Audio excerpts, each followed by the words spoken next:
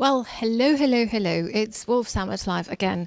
Some of you might be a little bit surprised to see us just almost a month after the previous event in March. Well, the Wolf Summit has changed. It has changed a little bit in order to really provide the startups and investors a space where they can talk to each other and hopefully continue developing business relationship and investing for the startup community to thrive. So the Wolf Summit Live will be happening once a month.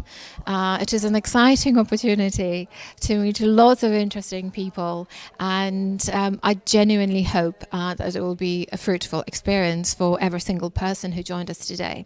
So you'll see a lot of interesting things happening, and I'm sure you might be able to see a lot of noise that's coming to the stage because, as always, we have the startup pitches going on. This time around, we have a couple of stages, and you will be able to get a sneak peek into what's happening on those stages as well. You'll be able to see judges' deliberations, as always, very interesting panels and keynotes. And yet again, you will be able to listen to Douglas Abrams, who's MD of Expara. He'll be joining us all the way from Singapore. So that's really exciting to have him join us yet again. So our partners, Expara, Microsoft, we're tremendously excited and pleased to have them on board with us yet again. So please make sure that you visit the digital or online booths, virtual booths, where a lot of our partners are displaying their work, what it is that they do.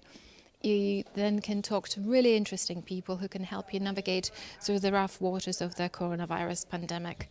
So please tune in, and I do hope to see you next month as well.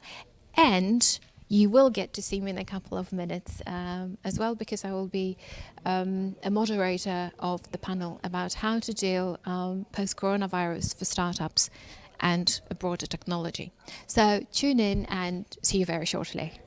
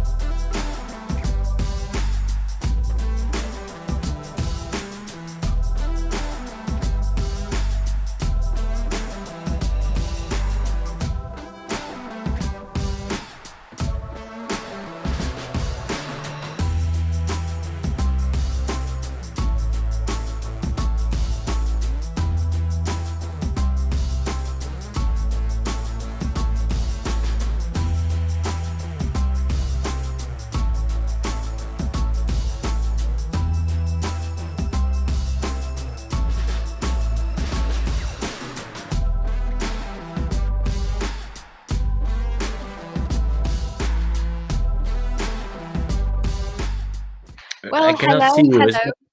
Hello. We seem to be having some technical issues at the moment.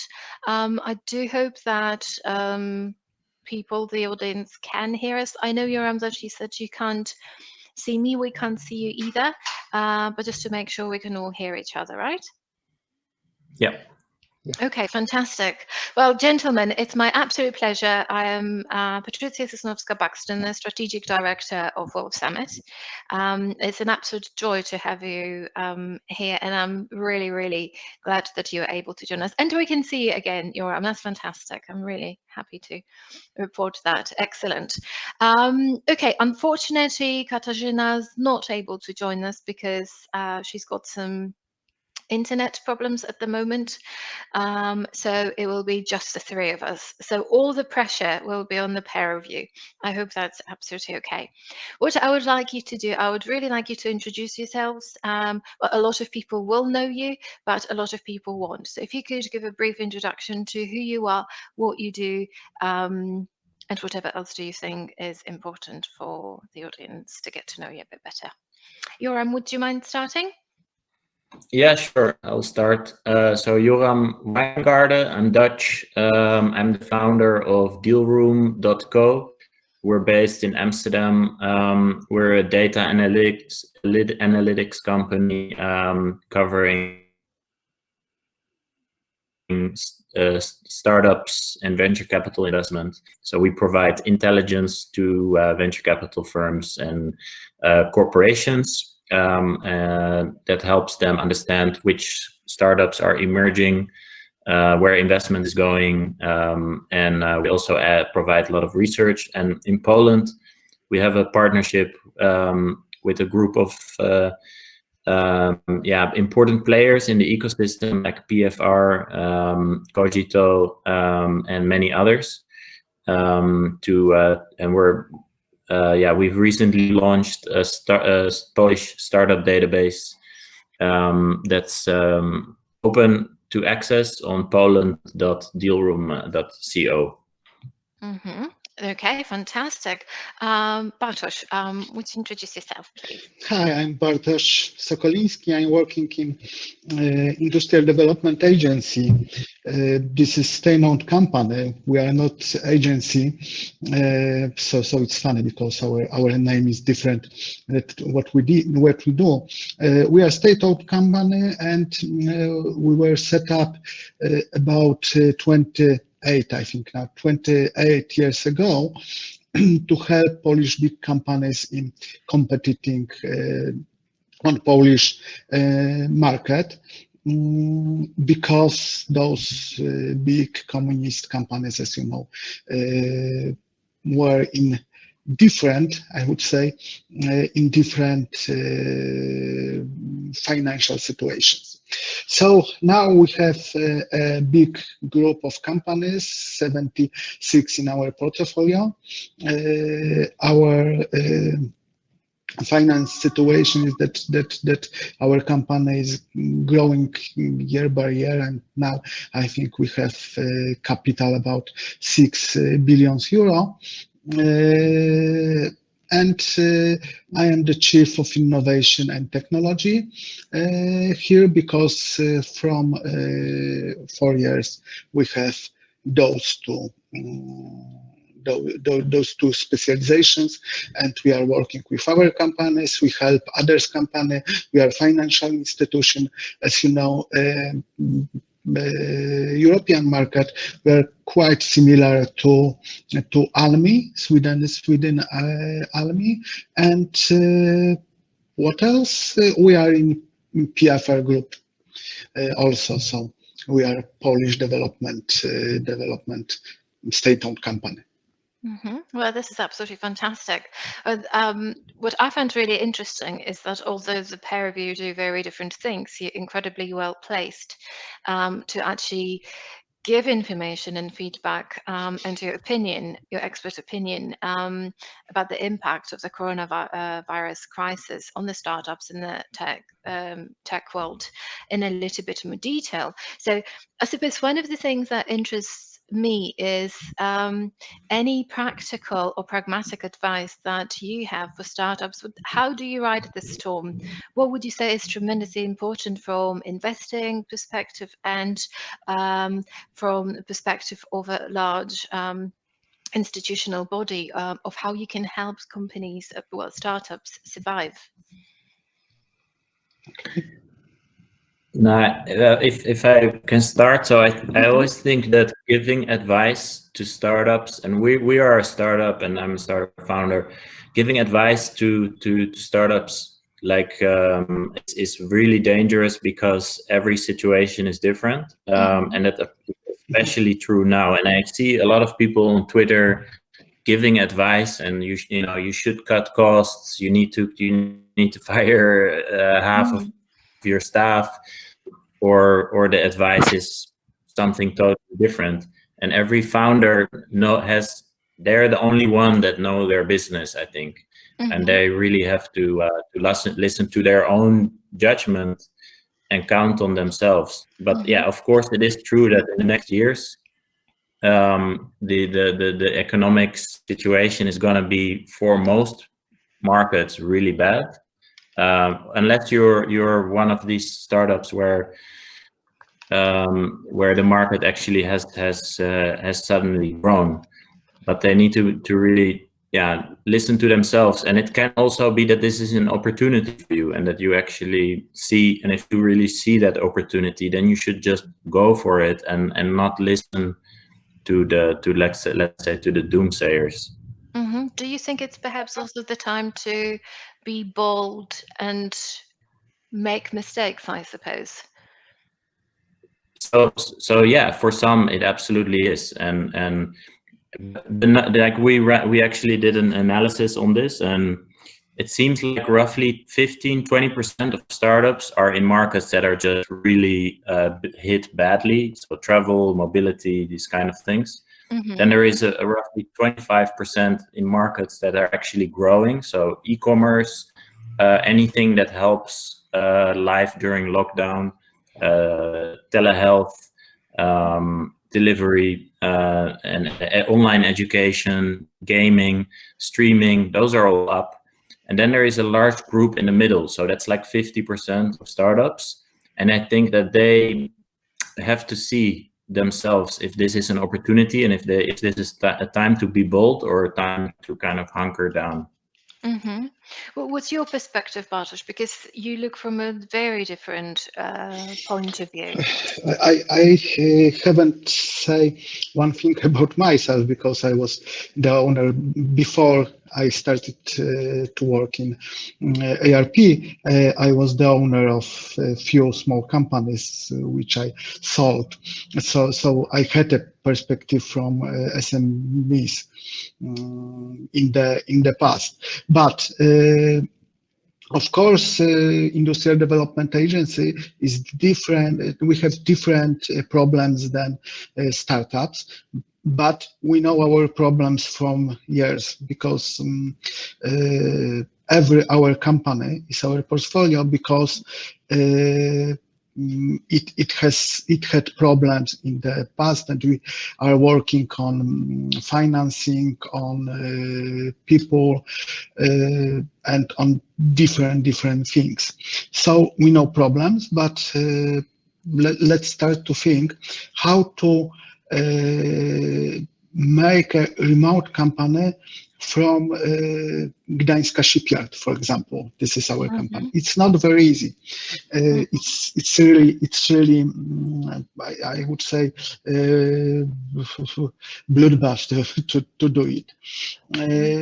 So I think that from one hand, startups are in better situation than our companies, because they are flexible, they are agile, and they should to be prepared for very fast changes. Because it's an idea of startups to be agile. To be fast, and to make pivots, for example. We know a lot of companies which pivoted in the past. It's not very easy with our companies, but we are trying to do our best. For example, our headquarters, which has about 350 people.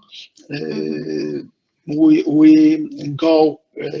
went remote in 2 days, so it's a big success. So if you ask me what I did when I had a startup, I would say that I will try do everything like in the past, but faster. Okay, so the speed, really important, being agile, flexible, responsive to change, and pivoting. And I suppose really trusting your entrepreneurial instinct and trusting yourself and the company. Is that really what you're saying?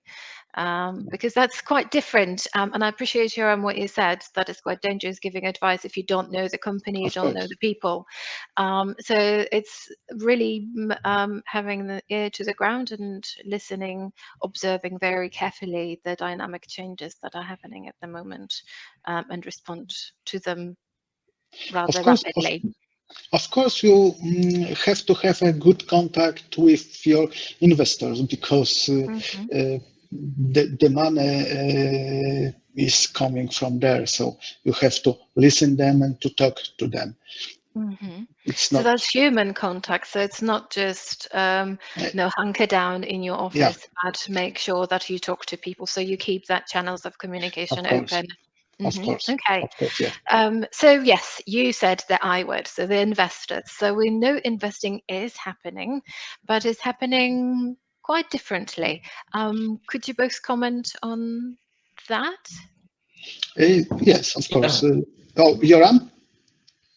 Yeah, no, you go first, Bartosz. Okay, thank you. I think that now investors will wait for occasions because crisis means for investors sale.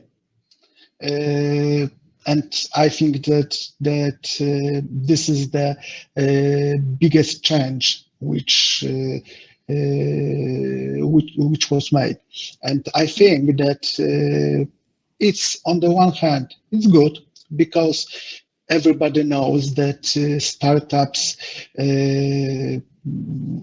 were worth a lot of money, and it was a strange situation. And you have nothing, and you have, I don't know, $100 million because you had a good idea.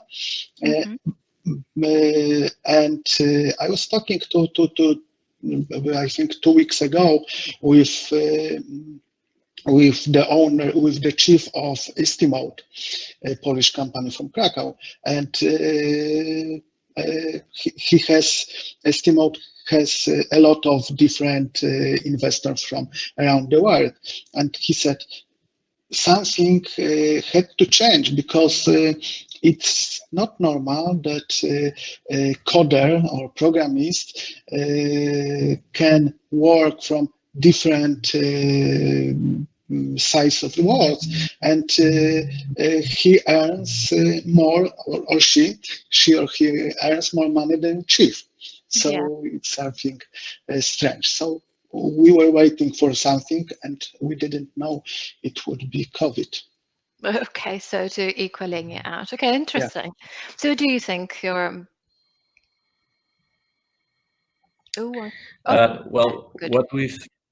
What we've seen in the data is that investment has been continuing actually in March and April throughout Europe. It's down a bit, but you can't even say it's down because of the crisis, because month over month data is always volatile, and investment data is also a lagging indicator because some of these deals that happen now were worked on already before the crisis.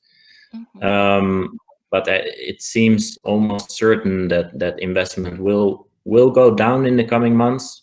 So I've spoken with a lot of investors about this, and what they're all saying is that there is going to be more. It's going to be more selective. There's going to be a flight to quality. So there's going to be actually more competition among investors for fewer opportunities that are seen as being good enough quality. And then for, let's say, so that's the top quartile startups that we're talking about. And then for the rest, to get a new investment, it will be really tough.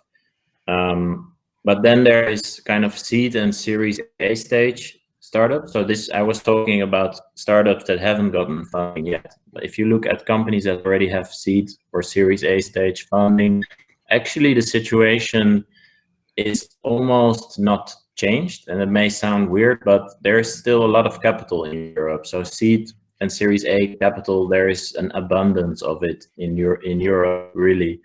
VCs have been raising record amount of funding, and so that's ready to be invested in their portfolio companies that they like.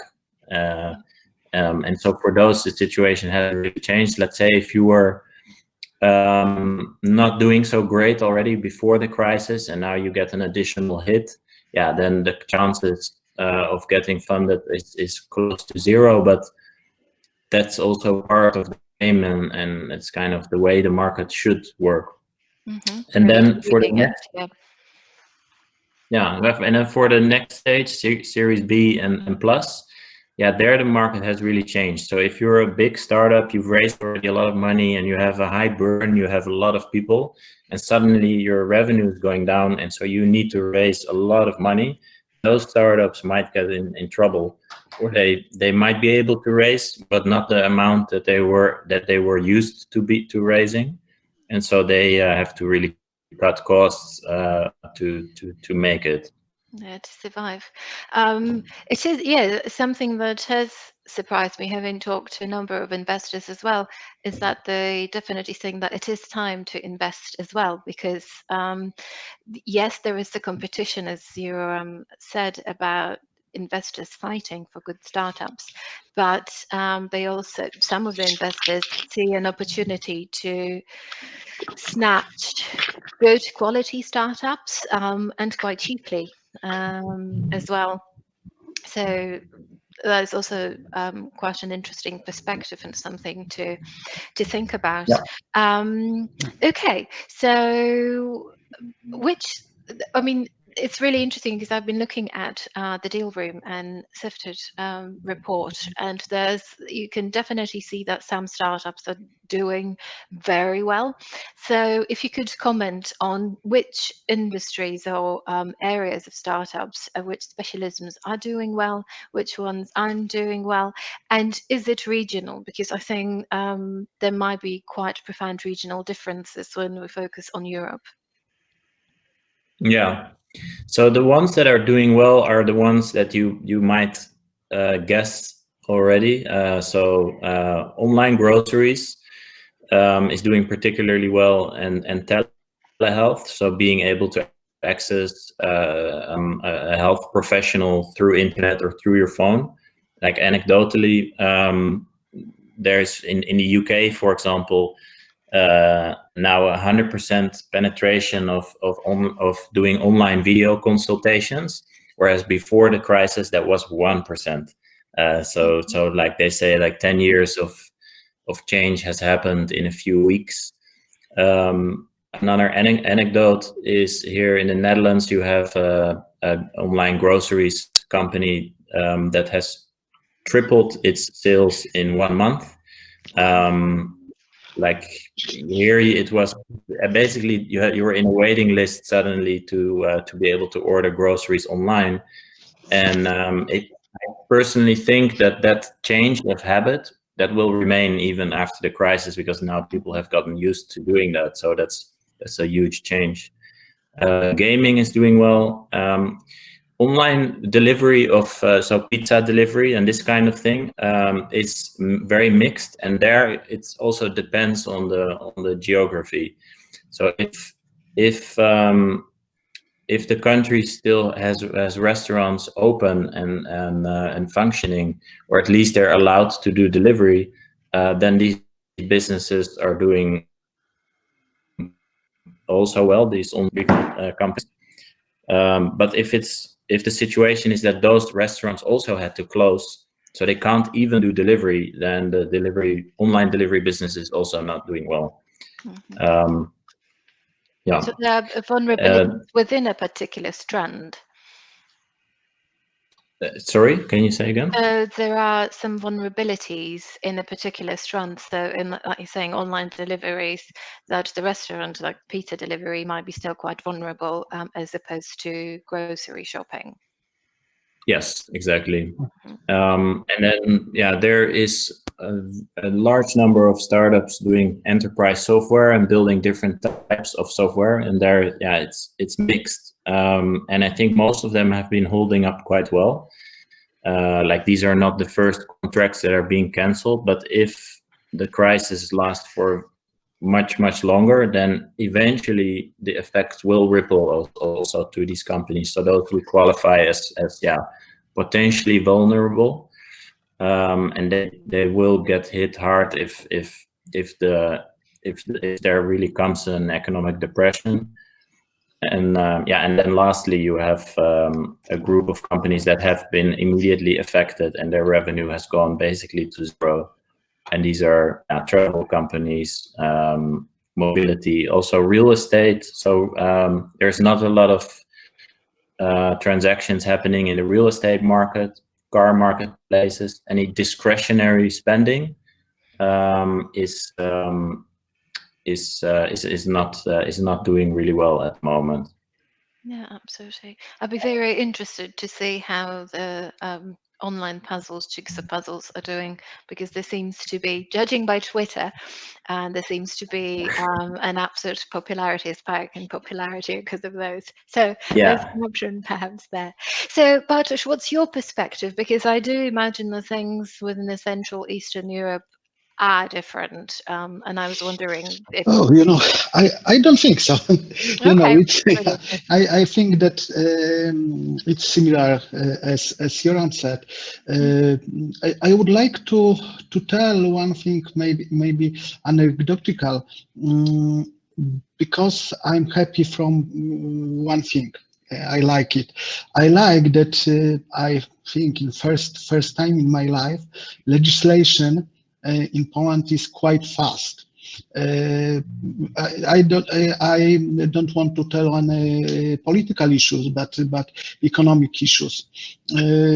Every time when we saw on the horizon something new, or I think it's not only Polish perspective, but it's a world perspective. We have it with autonomic cars, for example, that of course a few companies produce them, but there is no where to drive by it. And I see that our legislation is faster. So of course, I think every coding and online systems are in good shape now. What Yoram said, that companies like Uber Eats or Glovo or something like that are in good conditions now, and people use it. I think that in Poland, before the crisis, we had very strong gaming ecosystem and gaming companies. Industrial Development Agency has one gaming company. What is I remember it was funny when we started, because we have just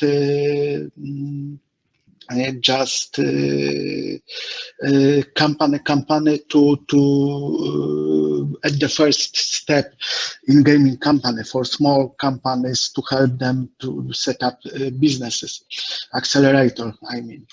So when we started it, everybody said, "Well, state-owned company in gaming industry, for what? You will crash it. Don't do it. It's a strange idea." But now we have ARP games for 4 years, and it's okay. I think Polish, for example, stock exchange, Warsaw Stock Exchange, it will be real gaming stock exchange in the future.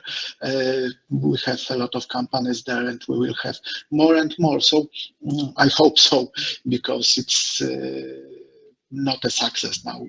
Stock exchange, I think, in every country, it's not only in Poland.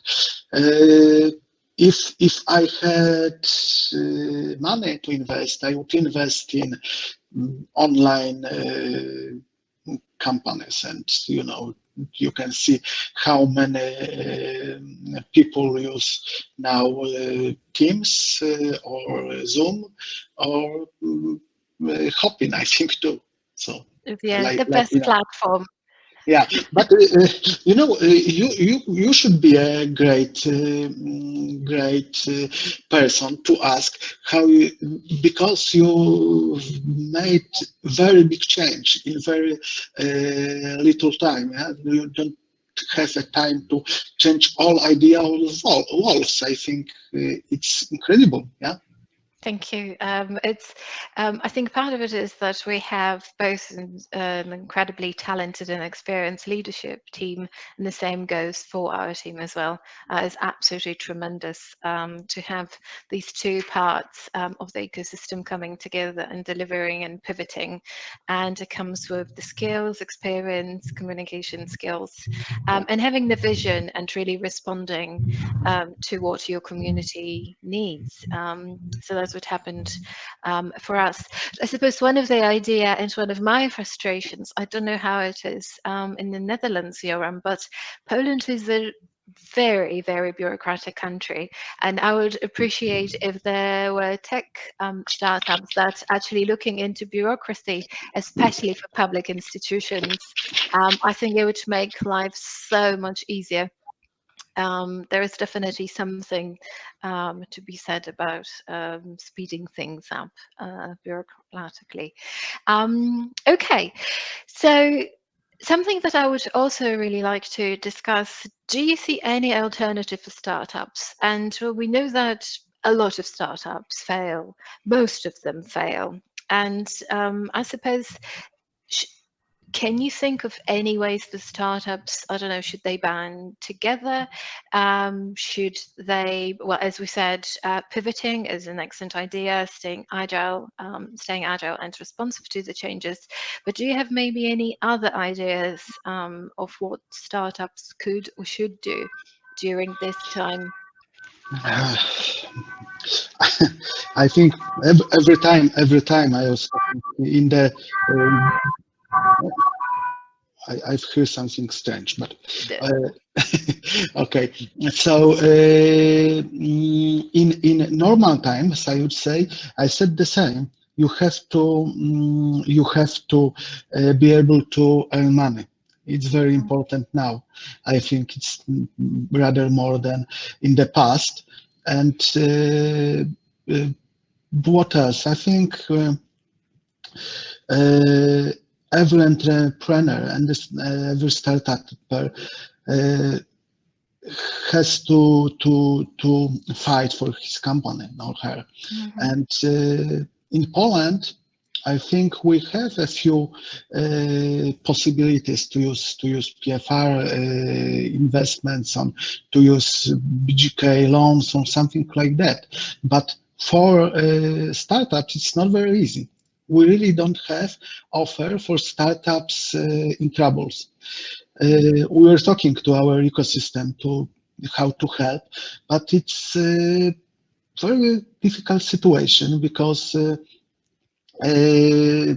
it's hard situation to, for example, for president of my company to give money, I don't know, for 100 or 200 companies, and everybody knows that maybe 10 will be alive for 2 years or something like that.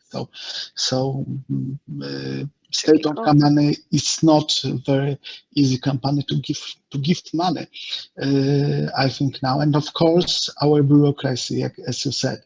I have another great about my company because we have very good procedures. We have procedures made by Big Four consulting company, and they work exactly like in big corporates. So everything has to go through our law department, and everything is like in a corporation.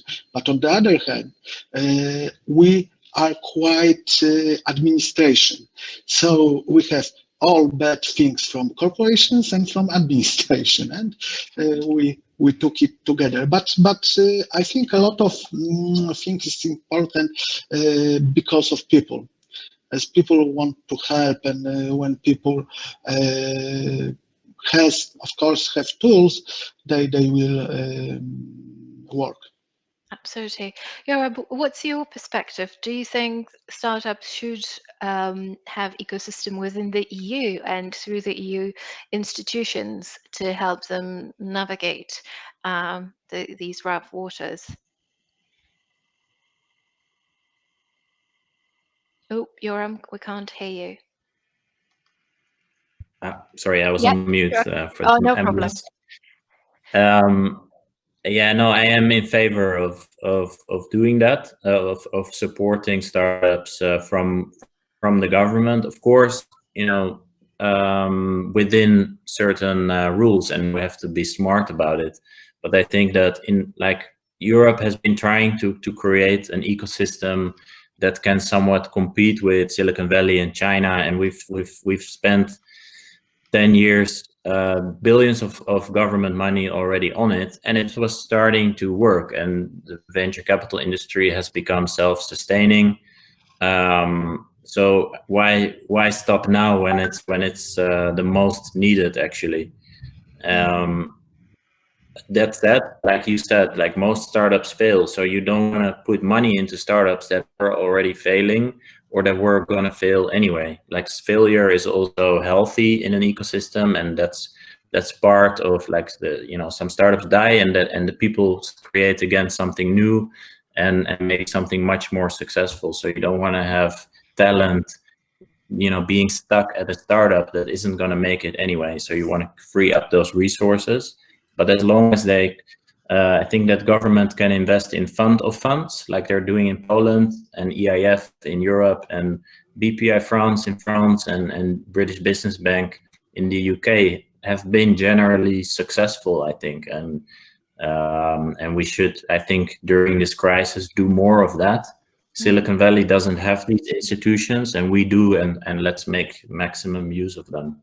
So would you say that it's now the time perhaps for the European institutions, for the European Union to tap into an opportunity to take on the Silicon Valley and the Chinese ecosystem? Yeah, I think so, and it's also needed because in a crisis, you see that the biggest companies, they kind of take market share. You see that with Google, Facebook, and especially Amazon are doing relatively good with against their competitors. And so to compensate for that, I think we need to support our startups so that the next generation has a lead on international competition. And these startups create also lots of jobs. Like the number of new jobs created by startups is more than in any individual sector.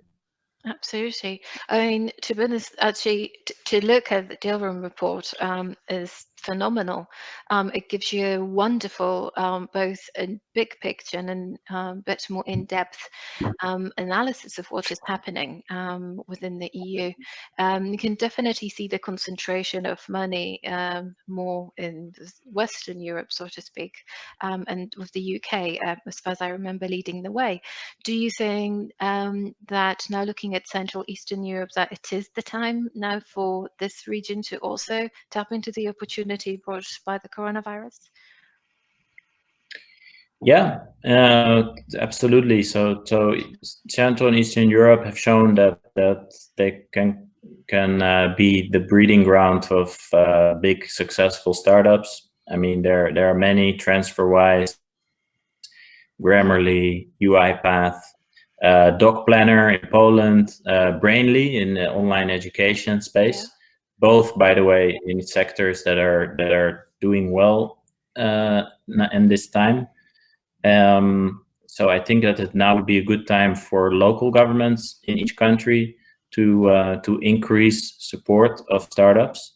And the European Union has been also quite active, I think, in the region, and I hope they continue to do that. Yeah, absolutely. And in terms of looking after not just the infrastructure and the ecosystem on the more human level, so this is obviously a tremendously stressful time for everybody. But do you have any tips of how people should be looking after their teams? Any suggestions, rather than, I suppose, should have, so what people should be doing, but any tips that that kind of include the humans in all the story? Yeah, I can go first. So I noticed in my team and we have 35 people in the team, that some are dealing with it better than others, and I just would like to give people space to deal with it. If they become less productive, that's totally fine, and I see that some are actually becoming more productive because they like working from home. So everybody's kind of dealing with it differently. Mm-hmm. What about you, Bartosz? What do you think? Okay, so human level, we are quite experienced in that subject, because we have in our portfolio a lot of people, and problem of hard to say, firing is every time during restructurization we have, because every time are better and worse workers, and we have to change business model, for example, and we have to sometimes cost costs. So it's very hard for every person, and I absolutely with them, because it's hard situation. But we've made a few outplacement programs. We were dealing with trade unions, and what now? I think that as I can see at my team, because my team is similar in as Yoram, it's about 40 people, and of course I will think what to do in the future when we had to cut cost. But I think now it's very important to show people that we have plan, that we know what we do, and that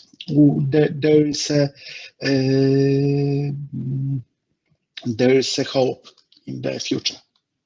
Absolutely. And there's something that he said, Yoram, and I thought that was really interesting, and that notion of productivity. And then you're absolutely okay in accepting and understanding that when people's productivity drops, and in a sense, that's a result of what's happening. But that loss of productivity in particular hugely affects women, because the women, as a lot of research shows, do their second invisible shift at home, and it's the caring and household responsibilities. So when you work from home, that's a double whammy. So it does lead me to the diversity and inclusion. And women and minorities are disproportionately affected by the coronavirus. And really, do you think now is also the time, because there's two competing views, and that's not the time in the tech world to talk about diversity and inclusion. It's not about that at all. It's about surviving, pivoting, remaining competitive, and being innovative. So my question really to you is, how do you see that side of diversity and inclusion, but also diversity and inclusion in terms of technology? So technology for disabled people who now have to work from home, or people, for example, who are dyslexic, and then all of a sudden dealing with a lot of instructions, how to access certain platforms.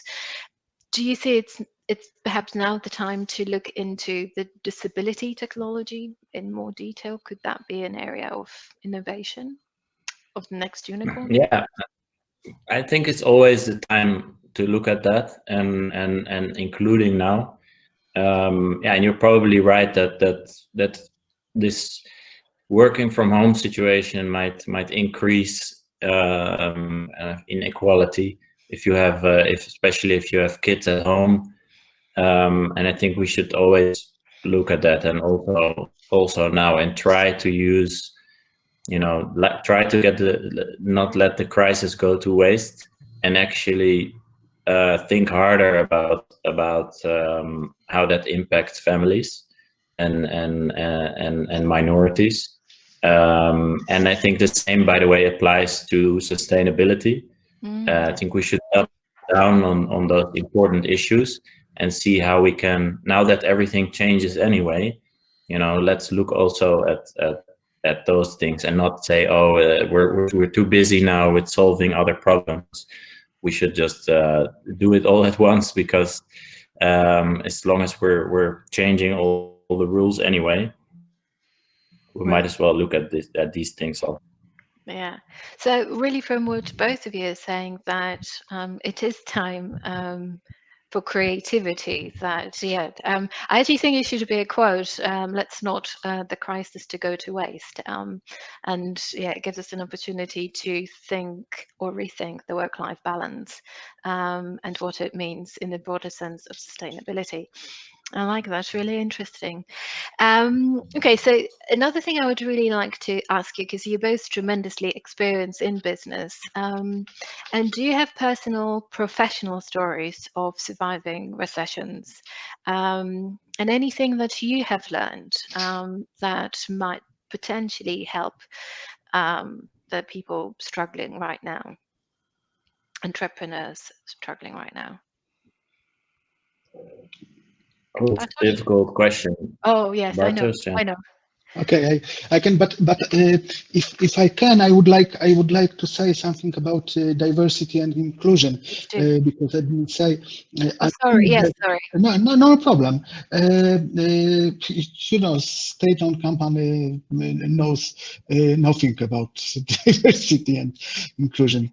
It was a joke, not very good. Of course, no, it was. I thought it was rather good. Yeah. Okay, so I think in the worst situation now are older people. It's a problem because they don't use as good new technologies, and younger people who work in everywhere from a few years, and I can see in our companies that it's a problem, and online courses for older people or some smart tools for them will be very important in the future. But of course, our employees are smarter and smarter, and use better tools now, so it will change, but now we have to help them, and it's very important things for me. As you asked me about about my experience with crises, so I think my whole life is experience with crisis, because I remember when because I had 4 companies, and it was marketing and informatic companies, coding companies, and when was the first crisis, 2008. Of course, everything from marketing was cut, and I remember it very well that we had to change our business model. We had to change everything. Then we had, because my first company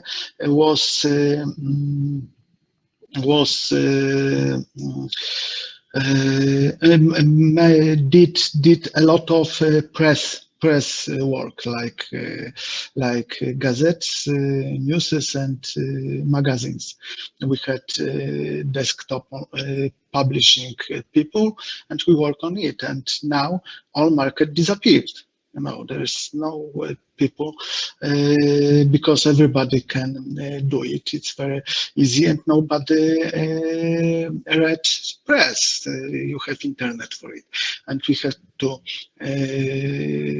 do pivot then. So I remember it, and I know that today it can be really, really difficult, because the coronavirus touches everybody on the market. I think every company